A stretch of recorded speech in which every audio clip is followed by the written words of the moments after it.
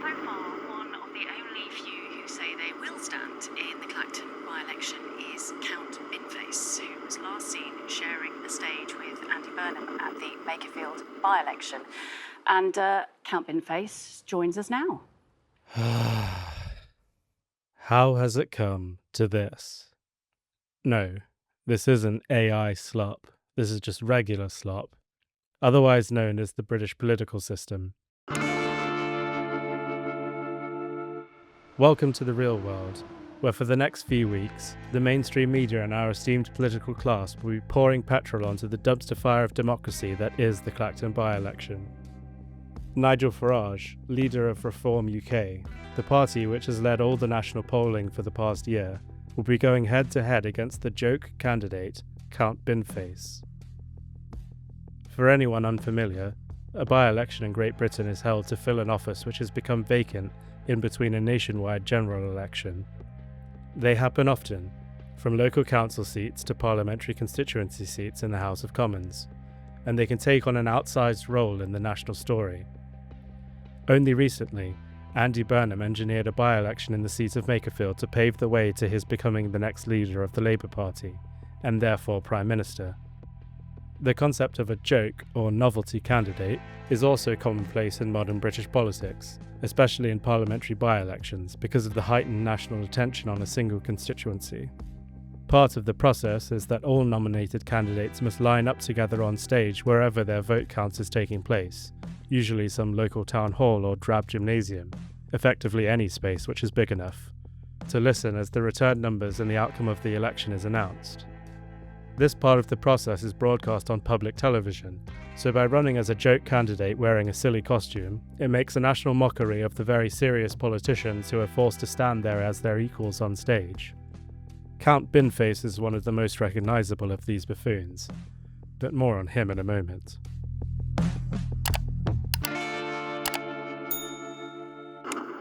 The reason we're here is because Nigel Farage announced that he would resign as the Member of Parliament for the Clacton constituency, thereby triggering a by-election, which he would then stand in to become the Member of Parliament for Clacton. Yes, that's what I said. Okay, there's a bit more to it than that. Without going into overwhelming detail, Farage was under investigation by the Parliamentary Standards Committee for his failure to disclose a number of financial gifts he received before he was elected as an MP in 2024. The details aren't actually that important, because it already seems a foregone conclusion that he will be found guilty. The political establishment have been trying to bring down Farage for decades. This is merely their latest attempt. If, or as it seems when, he is found guilty, the consequence would inevitably be a by-election for his seat in Clacton. In order to wrest control of the narrative back in his favour, Farage preempted the verdict by resigning and triggering the by-election himself, proclaiming that the people of Clacton would be his jury, and positioning them as the people versus the establishment. So far, a ballsy move.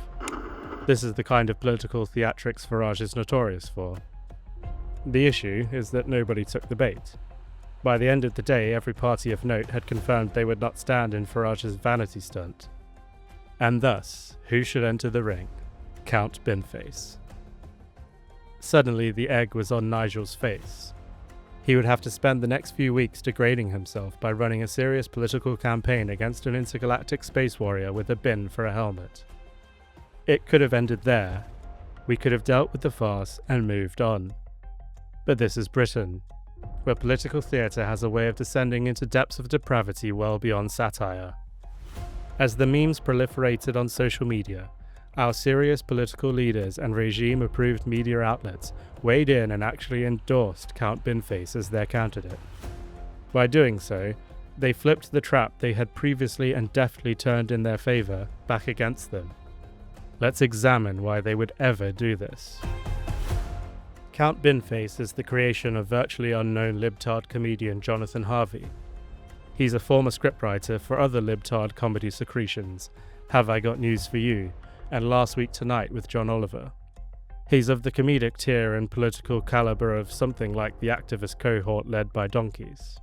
Effectively, he's the perfect avatar of the mainstream liberal consensus, the Blairite uniparty of British politics. The endorsements from the political and media class came so quickly that it couldn't have been anything other than organic. Count Binface represents them so naturally that their fingers were firing off posts before they probably even realised what they were doing. By endorsing Count Binface, the joke candidate against Nigel Farage, they were legitimising the by-election they had only a day earlier discredited. Previously only familiar to political autists like myself, Count Binface became a national celebrity overnight.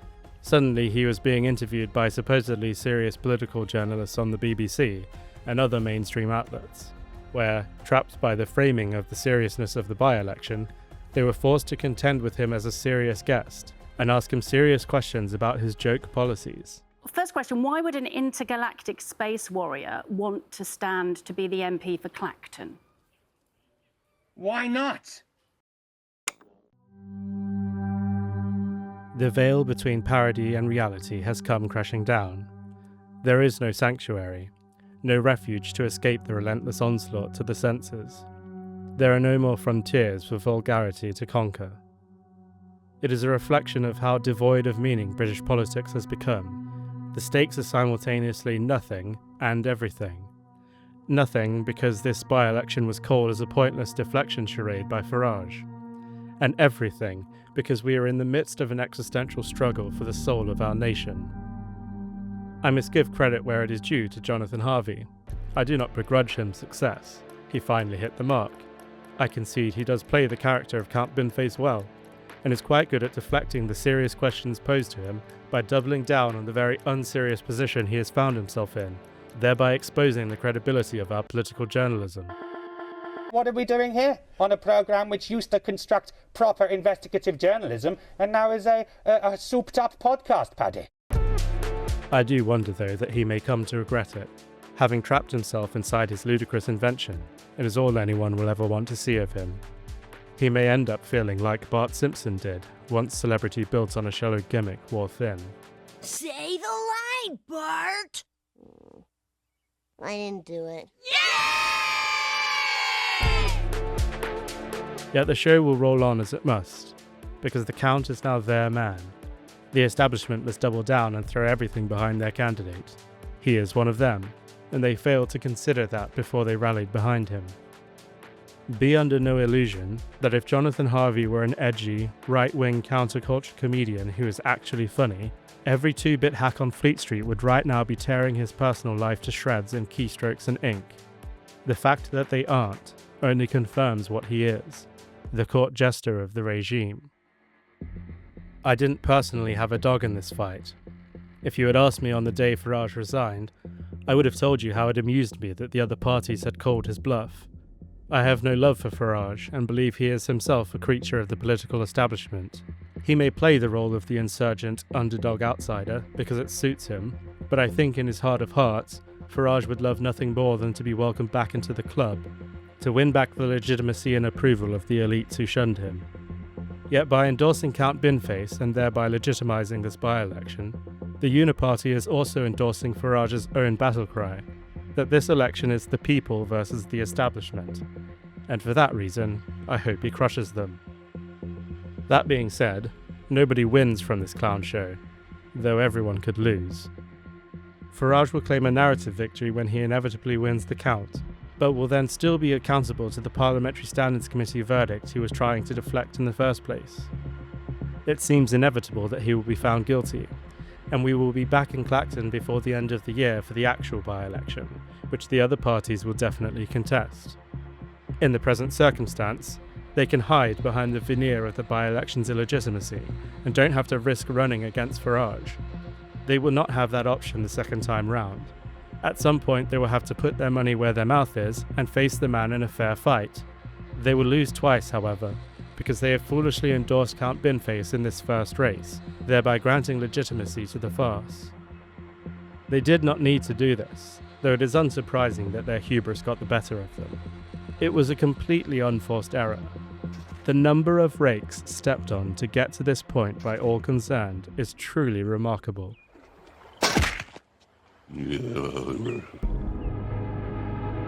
There is, of course, the more than zero chance Farage loses to Count Binface, which would undoubtedly spell the end of his political career. There would be no comeback from such a degrading humiliation. It might also spell the end for his party, Reform UK. Farage's exit would leave a power vacuum between Richard Tice, Zia Youssef, and Robert Jenrick, but whoever wins that contest will be ruling over ashes. Without Farage, Reform is nothing. The boomer Tories who make up the bulk of their membership will drift back to the Conservative Party where they belong, and the right-wing chuds will get slowly eaten up by Restore Britain. You might think Count Binface would be the winner in that scenario, but do you think Jonathan Harvey actually wants to be constituency MP for Clacton? I suspect he wants that less than gonorrhea. Let's not forget, he is running as a joke. But that is the consequence of all of this. At the end of the day, there is a real-world office to be filled.